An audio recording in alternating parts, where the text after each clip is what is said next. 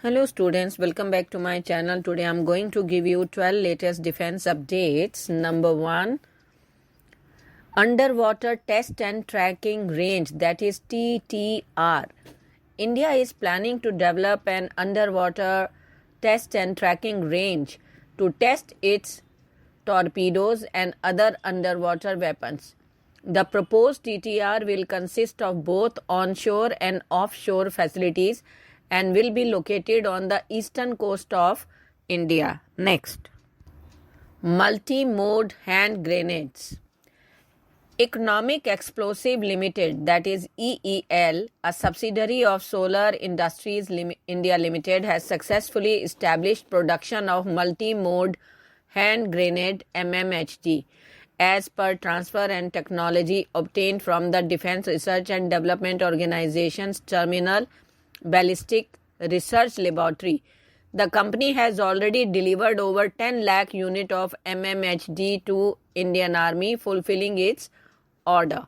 Next, Israeli made anti-drone system for India to purchase. The Ministry of Home Affairs is considering purchasing an anti-drone system from Israel to equip the border security force to combat drones originating from Pakistan. This decision comes in response to Pakistan's increased use of Chinese-made high-quality drones to smuggle drugs, weapons and ammunition into India. Next, Qatari court accepts appeal against death penalty for 8 ex-Indian Navy personnel. In a glimmer of hope for 8 former Indian Navy personnel sentenced to death in Qatar, a Qatari court has accepted their appeal against the verdict. The court of first instance in Qatar had initially handed down the death sentence to the men who were working with Dahra Global Technologies and Consultancy Services on October 26th, more than a year after their arrest in August 2022. Next, strengthening defense ties with South Korea. In a significant move to bolster defense cooperation between India and South Korea, Chief of Army Staff General Manoj Pandey embarked on an official visit to the Republic of Korea from November 20th to 23rd.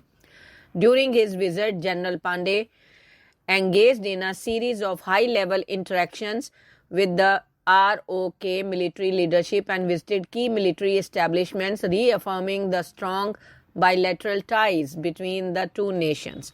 Next, inaugural visit of UK warship HMS Spey at Andaman and Nicobar Island. The Royal Navy warships HMS Spey has made her inaugural visit to India, following in the footsteps of sister vessel HMS Tamar, according to the British High Commission. The batch 2 offshore patrol vessels arrived in Port Blair, the capital city of Andaman and Nicobar Island. Next, developing thrust vectoring nozzle after 2 failed attempts by GTRE. The Gas Turbine Research Establishment of India is gearing up for a renewed effort in the development of a thrust vectoring nozzle, that is TVN, after facing setbacks in its previous attempts. Thrust vectoring technology holds immense significance in enhancing the maneuverability and performance of fighter aircraft, making it a crucial aspect of aero engine application. Next, new engines to power India's indigenous Zorawar light tank. In a strategic last-minute move, the American company Cummins has played a crucial role in powering India's upcoming indigenous Zorawar light tank prototype. The Ministry of Defense in India approached Cummins to supply a 100 HP engine for the tank, and the company swiftly responded, showcasing its commitment to supporting India's defense capabilities.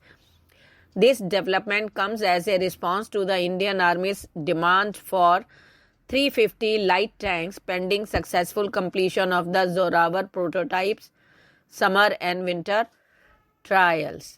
Next, Delay in MQ-9B deal with India to discuss human rights. During Indian Prime Minister Narendra Modi's state visit to the US last month, US President Joe Biden reportedly raised concerns about human rights issues in India. However, according to a report in the Washington Post, Biden did not specifically address India's alleged targeting of Sikh separatists in North America. Next. CSIR tie-up for R&D in defense tech. A memorandum of understanding between the Headquarters Integrated Defense Staff and the Council of Scientific and Industrial Research, that is CSIR, was signed here on Thursday for technical collaboration, joint research and development in the field of defense technology, the Defense Ministry said in a statement. Next. Flying a maritime strike mission on Su-30 Mk-1 during exercise DweepShakti. During the ongoing exercise DweepShakti, Air Marshal Saju Balakrishnan Sinsan took the lead by flying a maritime strike mission on the Su-30 Mk-1 fighter jet. This strategic move is a clear message to any simulated adversary in the command's southern area of responsibility. Exercise DweepShakti is a large-scale Indian Air Force exercise that is being conducted in the Bay of Bengal. The exercise involves all three branches of the Indian military as well as a number of foreign observers. Next. Developing electric tugs E-Volt 50. In a significant step towards promoting sustainable maritime operations, Garden Reach Shipbuilders and Engineers Limited has joined forces with Shift Clean Energy, CTEC Solutions International, and the American Bureau of Shipping, that is ABS, to develop electric tugs E-Volt, VOLT 50. The innovative project aims to reduce carbon emission, enhance operational efficiency, and establish new standards for performance and environmental stewardship in the tugboat industry. Next. Thank you.